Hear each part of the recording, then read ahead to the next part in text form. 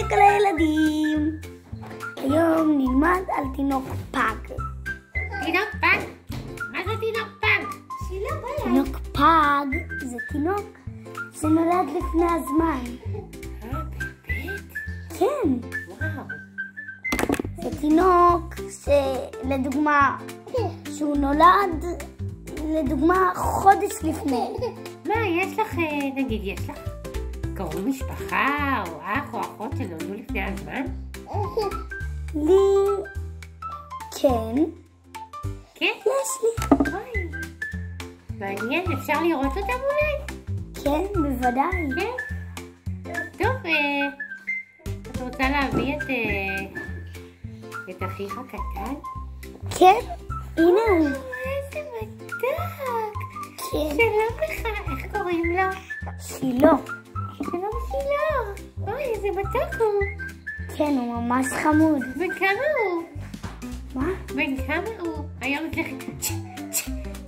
סליחה, אני קצת מצוננת היום. בן כמה הוא אמרת? הוא בן שנה. איזה מתוק. כן, הוא בן שנה. טוב, גפן, אז מה את רוצה לספר לי היום חוץ ממה זה תינוק פג? את יודעת, תינוקות הם הרבה פעמים לא בוכים סתם, הם בוכים רק בגלל סיבה. רק בגלל סיבה, איזושהי סיבה. את צודקת. מה, איזה סיבה לדוגמה חוץ מזה שנגיד? מה את חושבת? אולי קר להם, חם להם, הם עייפים? כן, מה? יש תינוקות שהם אפילו עייפים מאוד, אז בגלל זה הם בוכים. הם לא יכולים לדבר, אז בגלל זה הם בוכים. זאת השפה שלהם. את צודקת. עד שהם מתחילים ללמוד לדבר. כן. כן. כמוך. פעם אתה היית תינוקת בבטן של אמא, ואז עכשיו את ככה גדולה. כן, אני מאוד גדולה. צודקת.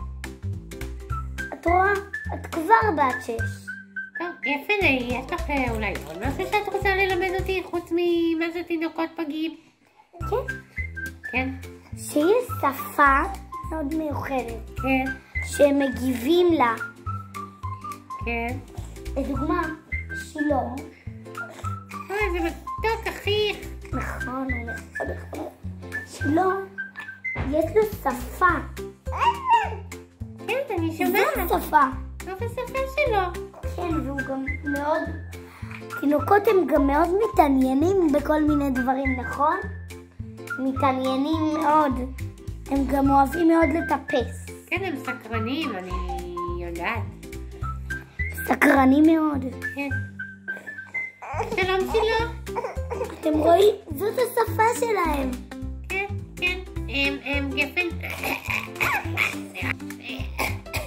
ביי לכם, להתראות שילה, היה נעים להכיר אותך. ביי ביי. אתם יודעים מה למדנו בפרק הזה? שאפשר ללמוד על תינוקות שהם בעצם מאוד סקרנים והם מאוד לומדים דברים. אז ביי.